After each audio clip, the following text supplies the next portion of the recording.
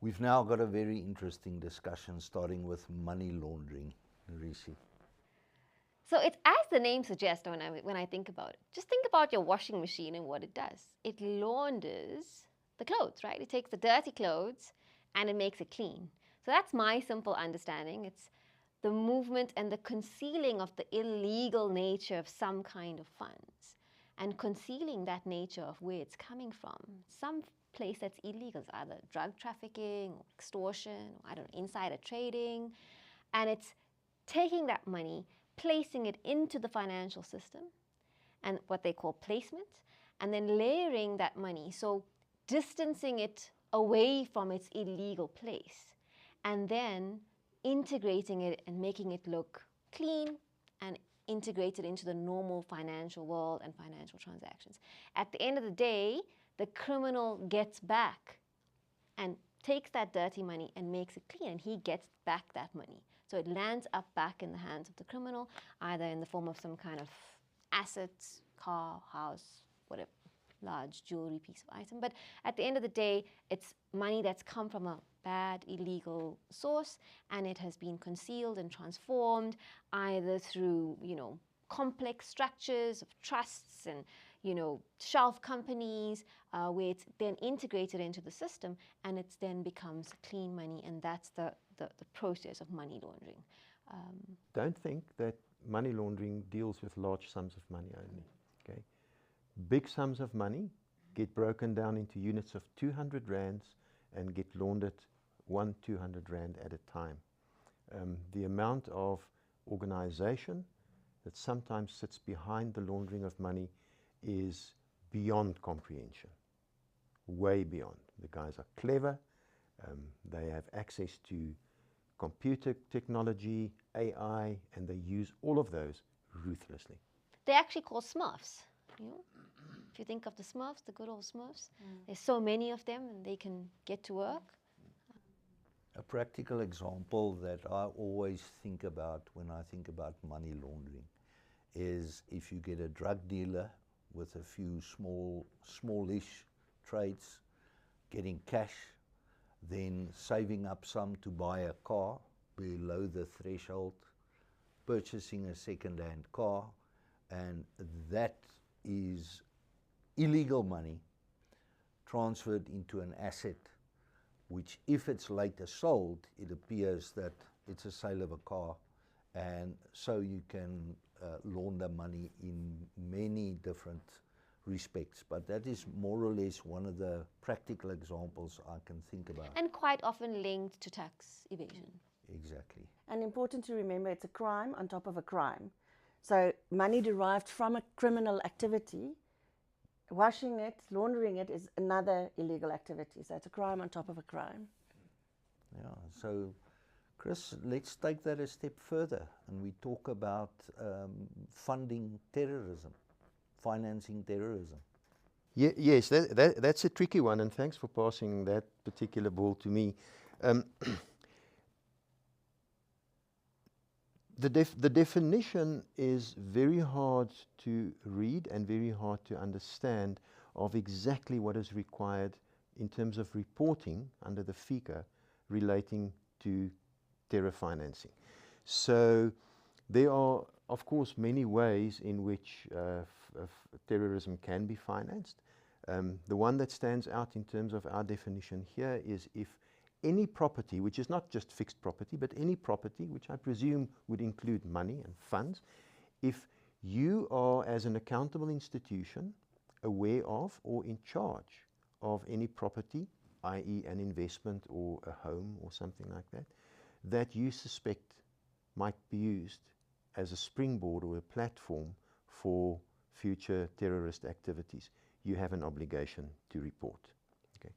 So the second aspect to that is also if you are as an accountable institution dealing with people whose names appear on a specified list, which is called the Targeted Financial Sanction List, means that people whose names appear on those lists are not necessarily terrorists, because for that the United Nations has another list that we also have to consult, but means that you are, if you are a TFS nominee, It means that in some way, shape or form in the past, you have been engaged in sanctions busting or furthering terrorist activities through financing and that kind of thing. So those two things have to be read together.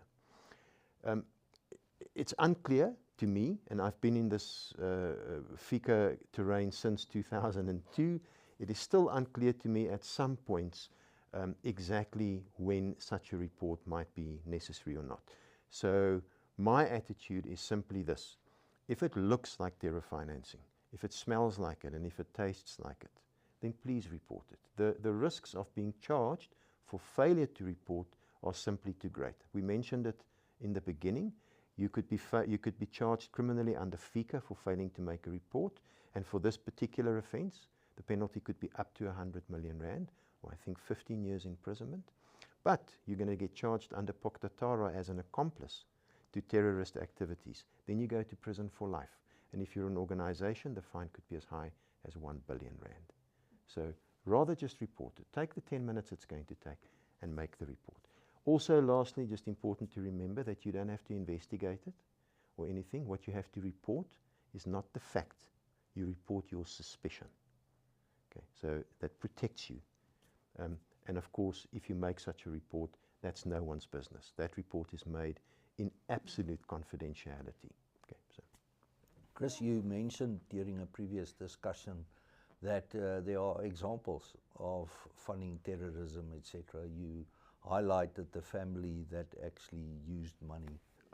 Yes, I recall, I can't, and obviously I'm going to have a big alleged here in inverted commas, and I'm not going to mention names, but I do recall reading a newspaper article about a family who ran an operation from a farm in the Karoo, and they hijacked the pension fund of the family company, and the allegation at the time was that some of the funds were being siphoned off to fund terrorist organizations, and in particular ISIS. I'm not vouching now for the correctness. You can see from the color of my hair that my memory is not going to be that long.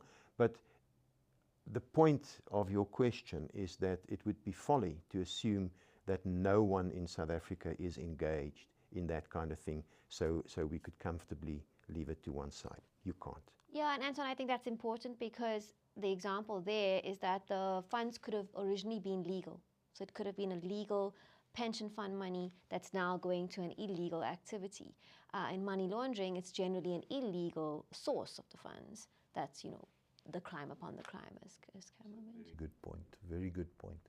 So we move on to what is proliferation of weapons of mass destruction. So to add on to terrorist financing, the additional requirements been added with the recent update of the legislation.